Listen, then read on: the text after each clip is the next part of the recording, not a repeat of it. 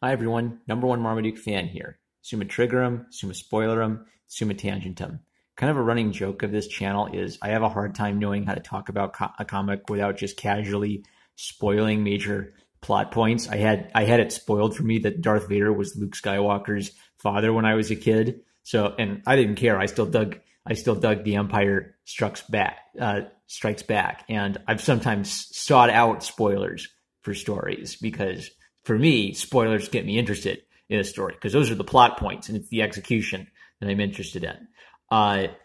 This is the one time where I'm thinking I ought to give this. I ought to get better at doing spoiler warnings for people who care more about spoilers than I do. Hard spoiler warning. Punisher the Platoon #6 is great. It's a fantastic conclusion. Now that the series is concluded, I can say the total effect of the series is fantastic. I will still register my complaint that I think this in trying to humanize the Vietnam side of the war, they whitewash too much the communist the communist philosophy which motivated the Viet Cong. But I am happy with the total effect of this story. And when we look at the letters column, we'll see that there is more coming. We're going to see Frank Castle's second tour of duty in Vietnam. And I definitely think they have room to continue telling this story from Frank Castle's perspective. I just want to, I think I will do a storybook time, even though I'm giving this a hard spoiler warning and I'm telling you to go out and get this. Go out and get this, then come back to this video.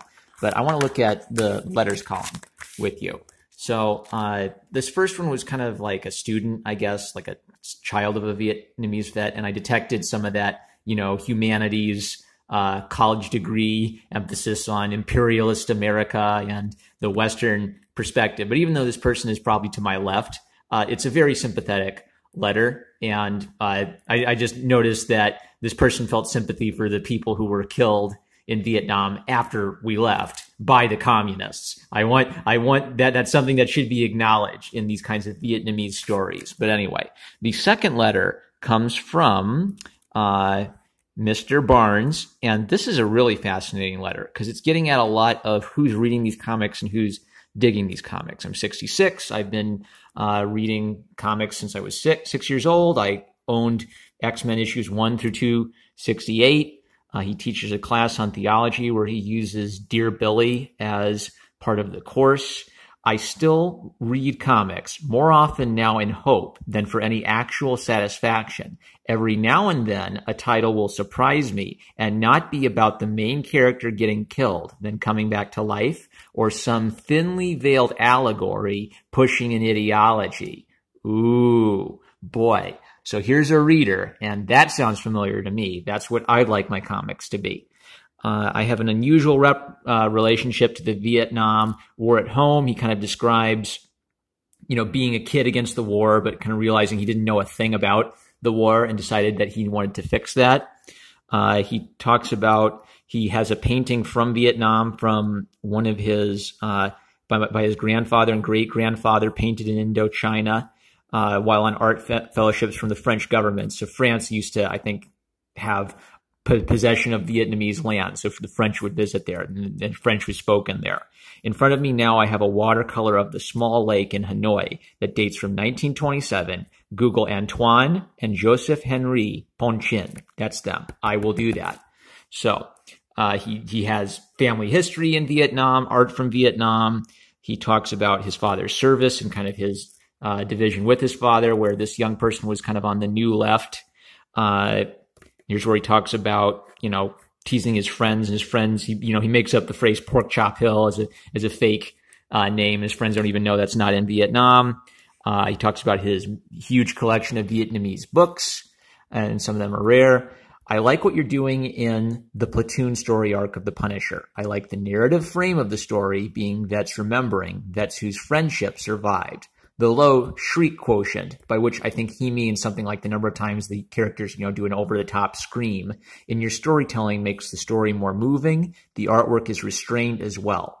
Thank you, Parlov and Belair, with occasional graphic violent frames. As in Dear Billy, he just talks about this book, Dear Billy, and I'm going to go check that out based on his tastes. I will buy and read more. Make sure you tell it long enough so that you can complete the story, but he mentions that Ennis is the type who likes to give his stories a close. And then this is like the most USMC thing ever. This series has given me a moto boner. It's so freaking good. I love this masterfully done story of a warhorse that is great down to its smallest detail. Total immersion with the action sequences takes me back to my cooler days as a Marine machine gunner. These guys obviously did some research. I can't wait for more of this. Someone needs to get this series on the Commandant's reading list. So what the point I'm trying to make is, expressed in these letters, even from this kind of left-wing one, is a lot of sympathy for the material and a concern for good storytelling. So I guess the reason I call this one a little bit of an SJW one is he says, oh boy, a female character. Oh boy, American imperialism. But even in this, he's talking about the quality of the work. He reads this book. He enjoys this book. He's not looking for problematic elements in the book. And this old one, boy, I learned some stuff about artists I'm going to go check out. We got Marines who are just digging it. Those were the main ones. Another guy who was a Marine I don't know if it was a Marine or not in Vietnam, but in Operation Just Cause. I don't know. I'm going to read more about Vietnam after this. So if nothing else, this comic book about the Punisher got me interested in Vietnam just based on Garth Ennis's commitment to telling a very immersive story. And then Ennis's reply back has a lot of great stuff. So, kind of thanks all the letter writers for writing something so well. He talks about why he cares about Vietnam so much if he didn't even live in America originally. So it starts with the comic Fighting Man, which I read in the British anthology Battle when I was 10, written by Alan Hebben with art by the great Cam Kennedy. Story is currently in print in Volume 2 of Garth Ennis Presents Battle Classics, from which he doesn't make any money, apparently. He just wants to represent these old comics. He describes the story a little bit. I'm going to check it out. He progressed to movies and also another comic, The Nom by Doug Murray and Michael Golden, edited for Marvel by Larry Hama. I've heard people talk about The Nom, and now I'm going to check on that because I want to see the cultural reference points for someone who wrote a book this good. And then some silly movies he liked. He's got a reading list for those who are just interested in reading regular books about Vietnam, some documentaries.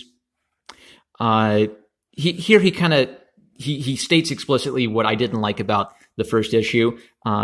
His idea of Vietnam is that it was where the American story in the 20th century went wrong, horrifically, tragically wrong, which is why it's a good starting point for Frank Castle. What's interesting about this is in the first issue, he kind of made fun of this idea as being overly simplistic or kind of an elitist, progressive notion of the war in Vietnam. And then the soldiers had a bit more of a blunt viewpoint. And pretty much because he's a good writer, I don't care what his politics are. He has sublimated whatever his politics are into a really good story about humanity set in the backdrop of Vietnam. And then he promises a return of Frank Castle to Vietnam in a future series on his second tour. So I will be picking that up based on the quality of this one.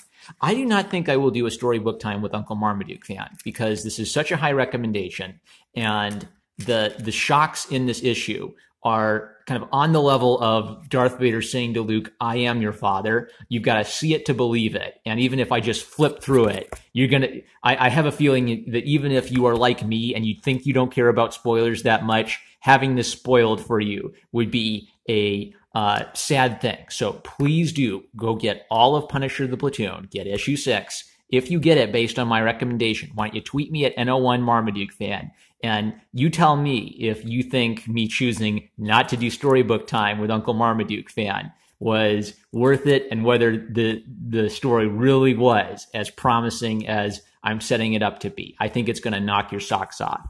I love you guys. This is my favorite Marvel comic of the year. I really like Ed Piskor's Marvel Grand Design. I think that's a very dense comic. I like it for different reasons, though. I like X-Men Grand Design because it's so dense and there's so much story stuffed into it. I like Punisher the Platoon because it's got one cohesive story and it's got more virtuosity to its art. So this is definitely the most beautiful comic that Marvel has produced in the last year, by my artistic opinion. Highest recommendation. Support this great book. I love you guys, and I'll catch you later. Screw commies!